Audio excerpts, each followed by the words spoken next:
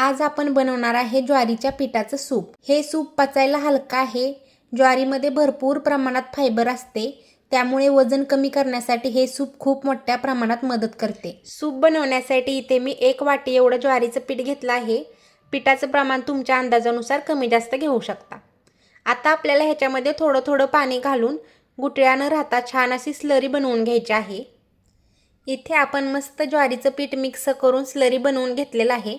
आता आपण ह्याच्यामध्ये अजून थोडंसं पाणी घालूया आणि पातळ अशी स्लरी बनवून घेऊया, म्हणजे आपण सूप करताना गाठी न होता छान असं एकसंग सूप तयार होईल।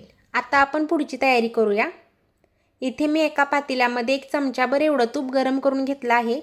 तुम्ही तेलामध्ये सुद्धा हे सूप बनवू शकता। तूप छान असं गरम झालेलं आहे। आता आपण ह्याच्यामध्ये 1 चमचाभर बारीक कट केलेला लसूण घालूया। त्याचबरोबर अर्धा चमचा एवढं आलं सुद्धा घालायचं आहे। थोडंसं परतून घेऊया आपण याला। आता आपण याच्यामध्ये 1 बारीक कट केलेली हिरवी मिरची घालूया। थोडंसं कोथिंबीरीचं देठ सुद्धा घालूया, त्यामुळे सुद्धा खूप छान अशी चव येते। बारीक असा कट केलेला कोबी घालायचा आहे। त्याचबरोबर 1 वाटी एवढं बारीक कट केलेलं गाजर सुद्धा घालूया। तुम्हाला दुसऱ्या कोणत्या भाज्या आवडत असतील तर त्या सुद्धा भाज्या तुम्ही इथं घालू शकता।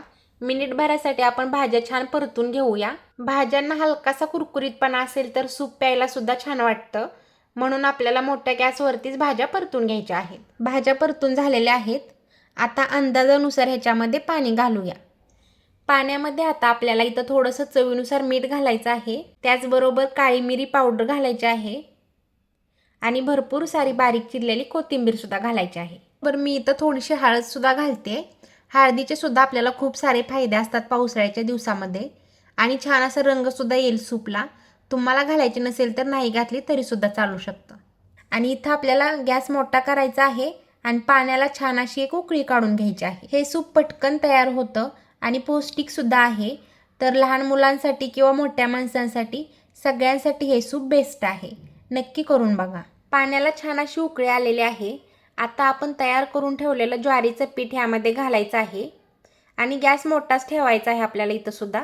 व्यवस्थित असं मिक्स करून घ्यायचं आहे। आपण आधी स्लरी बनवली असल्यामुळे आता गाठी होणार नाहीत, एकसारखं असं सूप तयार होईल। मोठ्या गॅसवरती छान अशी एक उकळी काढून घ्यायची आहे। 1 मिनिटभरामध्ये छान अशी उकळी आलेली आहे। आता आपण गॅस कमी करूया। कमी गॅसवरती 5 ते 6 मिनिटं सूप छान असं शिजवून घेऊया। ज्वारीचं पीठ आहे, 5-6 मिनिटांमध्ये आरामशीर शिजलं जाईल व्यवस्थित असं। आता इथं बघूया आपण 5-6 मिनिटं झालेले आहेत। पिठाला सुद्धा छान असं ट्रान्सपरन्सी आलेले आहे, चमक आलेली आहे, म्हणजे आपलं सूप सुद्धा छान असं शिजलेलं आहे। रंग सुद्धा खूप छान आलेला आहे। सूप खूप पातळ पण नसावं आणि खूप घट्ट पण नसावं। व्हिडिओत दाखवल्याप्रमाणे कन्सिस्टन्सी असेल तर छान वाटेल पिण्यासाठी। आता आपण हे सूप पिण्यासाठी घेऊया। तुम्ही सुद्धा ह्या पावसाळ्यामध्ये हे सूप नक्की बनवून बघा।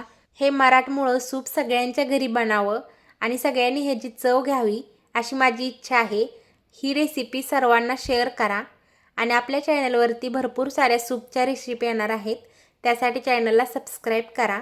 भेटूया आपण पुढच्या व्हिडिओमध्ये। धन्यवाद।